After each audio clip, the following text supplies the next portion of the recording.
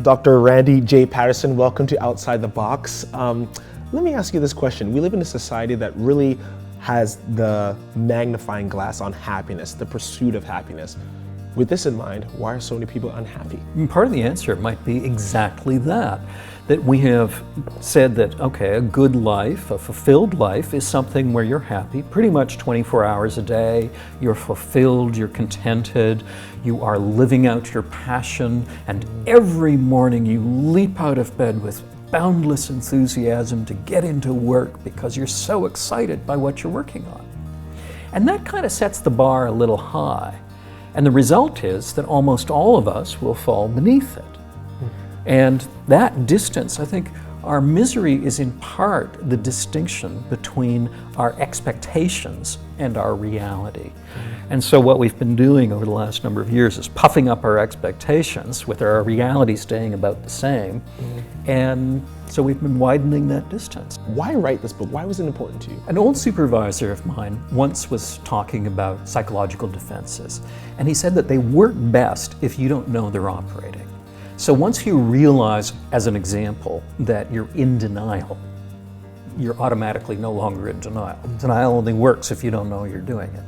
Similarly, a lot of us are automatically and without thinking leading our lives in certain ways that may be unintentionally making us less happy than we would like to be.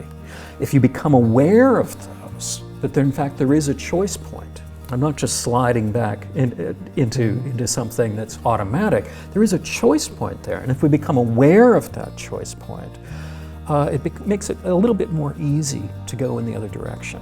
All right, so let's get into it. Let's give our viewers a little bit of this meat here. Give us 3 strategies, perhaps the most important that you think we're already doing that are making us wake up even more miserable than the day before. One of the things that we have created in our culture is a world in which you don't need to exercise at all. You only need to walk as far as your front door to the car, and that kind of thing. So passivity or a very sedentary lifestyle is one way that we bring about this. A second is one of the ways that we think, and there are many, many, many ways that we make ourselves miserable with our thinking. But one of these is with downward comparisons. And the example that I give in the book is of you going to a party and you look around and you see the one person who's more knowledgeable about your pet topic than you are. And you feel like an idiot by comparison. And you've picked out your outfit really well, you think, but then you go and you find the one person who's better dressed than you are, and you think, oh, I'm not doing so well. And you've been kind of proud about your profession and what you do for a living, but then you find the Nobel Prize winning philanthropist, and then you feel like a complete nobody by comparison.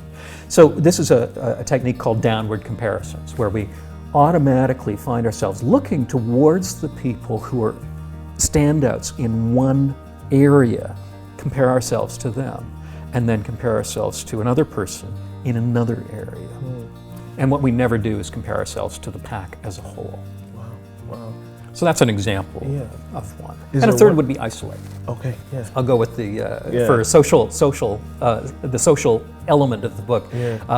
Just isolating, sitting at home, looking at screens all the time, right? Some of the time, of course, is very good, but all the time, it's not very good for us. We are social animals. So we're designed to be around people, and we don't do so well when we're sitting alone in the basement. I'm curious to know, how does your faith, or if it's faith in Christianity or our viewers watching, those who hold faith, how does that inform our ability to tap into happiness, or some may argue true joy?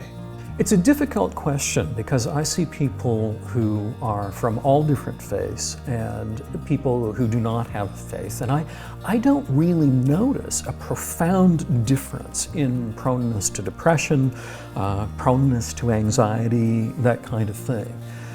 I think that one of the things that it gives is a sense of community, a common group striving towards common goals that I think is often very helpful.